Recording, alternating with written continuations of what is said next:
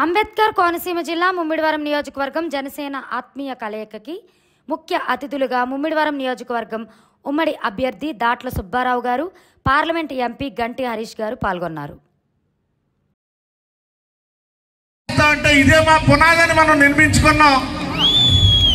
ఈరోజు ఏంటి అంటే ఇది ఈ జనసమూహం మేము పవన్ కళ్యాణ్ గారు అభిమానులు కాదు, జనసేన కార్యకర్తలు కాదు, పవన్ కళ్యాణ్ భక్తులు. మేము పవన్ కళ్యాణ్ మా దేవుడు అంటే ఎవరో కూడా మామూలుగా దేవుడు ఎవరు కూడా ఆయన చేసిన కార్యక్రమాలు మన కళ్ళు పెట్టి చూసాం.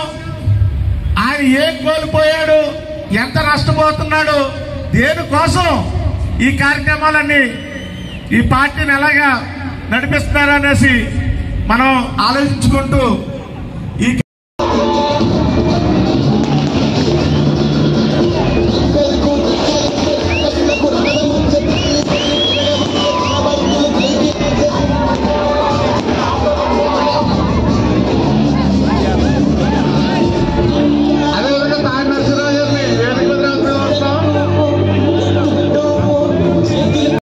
సాయం చేయడం జరిగింది.